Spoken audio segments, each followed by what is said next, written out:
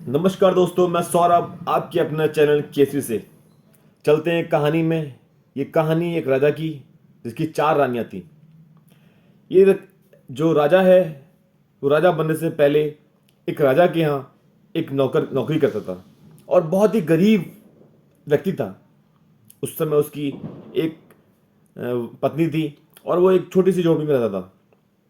पर राजा के यहाँ नौकरी और जो उसका जो मतलब अपने मालिक के प्रति उसका वफादारी थी वो बहुत ज़्यादा थी। वो कभी राजा को बताता नहीं था कि मैं बहुत गरीब हूँ, मेरा जीवन अपन बहुत कठिन चल रहा है। और राजा जो काम बताता था बहुत अच्छे से ईमानदारी से करता था।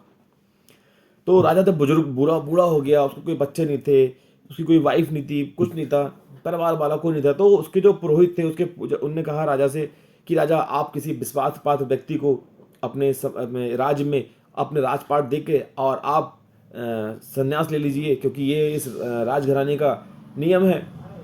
राजा ने सोचा कि मैं ये राजपाट भी किसे दूं।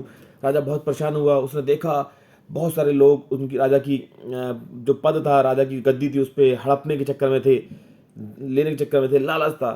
राजा ने सब कुछ देखा, बहुत देखा। राजा ने देखा कि उसका जो वफादार नौकर था उसने कभी राजा बनने की कोशिश नहीं करी। उसने राजा से कभी कुछ नहीं मांगा। जो राजा जो मंथली सैलरी मिलती थी वो लेता था, अपने घर जाता था। राजा ने जाके उसके घर जाके देखा तो घर में उसकी एक वाइफ मतलब चूल्हे में खाना बना रही थी, बहुत गरीबी से जीवन जी रही थी।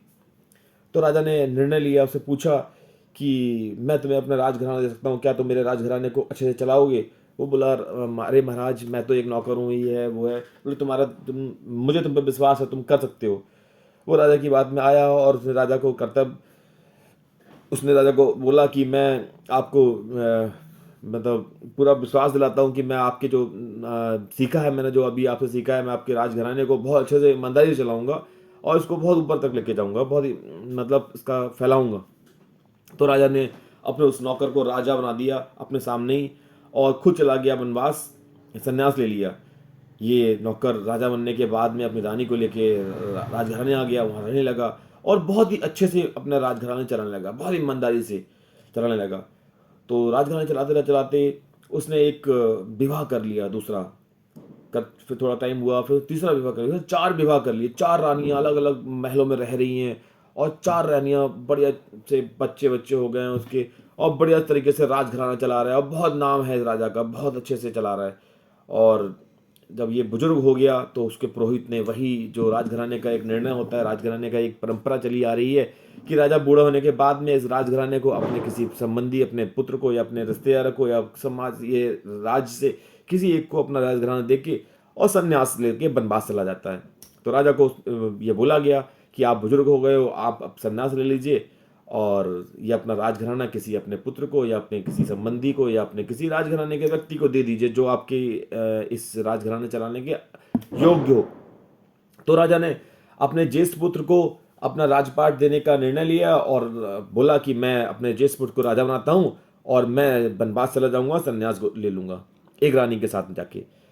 तो सबसे पहले वो जो चौथे नंबर की रानी थी जिससे राजा बहुत प्यार करता था और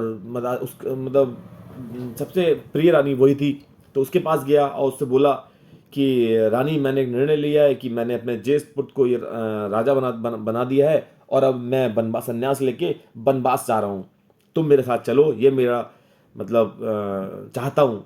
तो वो रानी बोली, नहीं मैं राजा, मैं आपके साथ नहीं रह सकती हूँ, मैं ये राजपाट छोड़ के नहीं जाऊंगी, मैं यहीं रहूंगी, मैं यहाँ से छोड़ के नहीं जा सकती हूँ।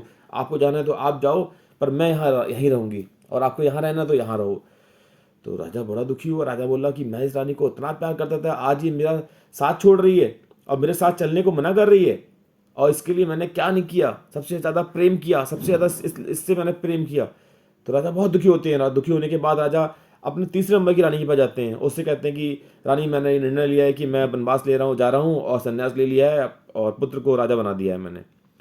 तो रानी कहती है, देखो राजा, आपको यहाँ रहना है तो मैं आपके साथ रहने को तैयार हूँ, पर आप यहाँ से जाओगे तो मैं आपके साथ जाने को तैयार नहीं हूँ, और अगर आप यहाँ से चले गए तो मैं किसी और से शादी कर लूँगी। राजा सोचते हैं, अरे ये क्या बोल रही है ये तो। राजा बहुत दुखी होते हैं। राजा बाहर आते हैं और बहुत दुखी राजा। अब राजा को अपने दूसरे नंबर की जो रानी थी उससे बहुत उम्मीद थी, क्योंकि दूसरे नंबर की रानी जो थी वो राजा के हर निर्णय में एक अच्छा सा मतलब साथ देती थी और सारे निर्णय बहुत अच्छे से राजा को बताती थी कि ये करो ये करो। चाहे वो निर्णय राजनीतिक हो, चाहे वो राज्य के हो, चाहे कैसे भी हो, राजा उसकी बहुत मानता था, राजा बहुत विश्वास करता था और रानी भी बहुत अच्छे से ईमानदारी से उसको निर्णय देती थी।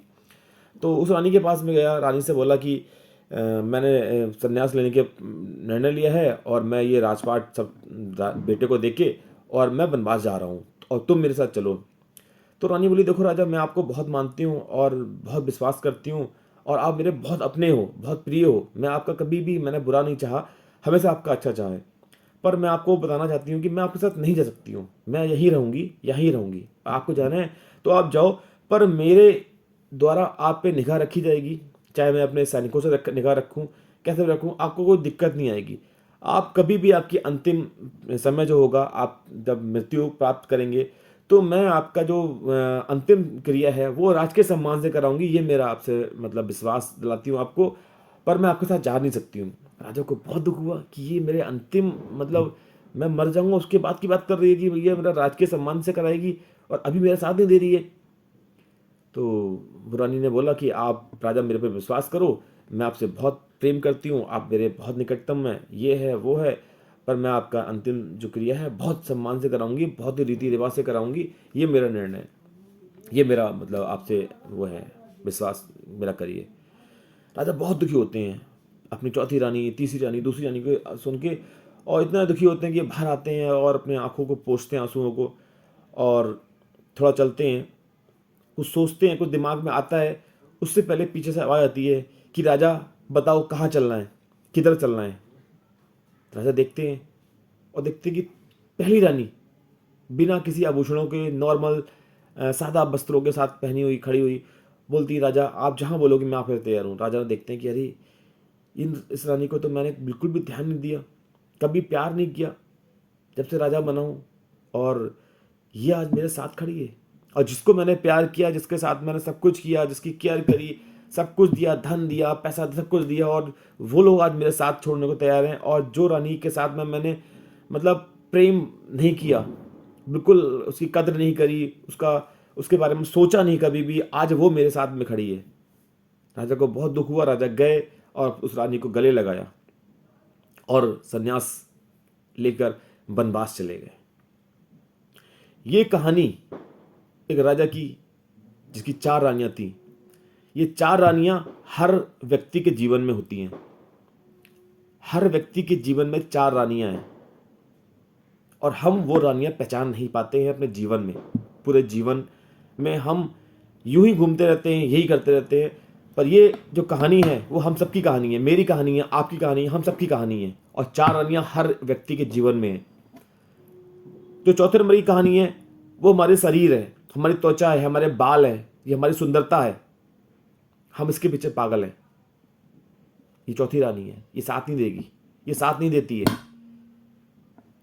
तीसरी रानी, ये पैसा, ये गाड़ी, ये धन, ये सब मकान बड़े बड़े, जो आदमी पागल है, एक दूसरे के मारे पड़ा है, काटे पड़ा है, एक दूसरे की फाइट में लगा है, मैं आगे तू आगे, वो।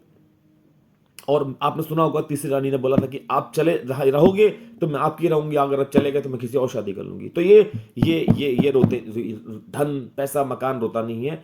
आप रहोगे तो आपको सारी सुविधाएं देगी, आप चले जाओगे तो किसी और की हो जाएगी। ये तीसरी रानी थी। और दूसरी रानी, अपने परिवार, जो हमारा अपना है, हमारी केयर कर रहा है, हमारे डिसीजन में साथ दे रहा है, सब कुछ दे रहा है, हमारे साथ खड़ा है, हमारा विश्वसनीय है, हमारा प्रिय है, हमारा प्रेम करता है हमसे, हम भी उसे प्रेम करते हैं, वो हमारी सारी क्रियाएं पूरी करेगा, अंतिम क्रिया भी पूरी करेगा, पर हमारे साथ नहीं जाएगा। और पहली रानी, जिसको हम अनदेखा कर चुके हैं, जिसको हम ध्यान नहीं देते हैं, जिसके बारे में हम सोचते नहीं हैं, वो है हमारी आत्मा, हमारी सोल। वो है पहली रानी जो साथ में जाती है। तो इस कहानी से हमें यह सीखने को मिलता है, ये 4 रानी हर व्यक्ति के जीवन में होती हैं, पर हम पहचानते नहीं हैं। तो हमें अपनी सोल, हम क्या हैं, हमारी आत्मा क्या है, हमें अपनी वो पहचानना चाहिए और उस पर काम करना चाहिए। दोस्तों, आपको मेरी कहानी कैसी लगी? अच्छी लगी हो तो प्लीज़ कमेंट करें।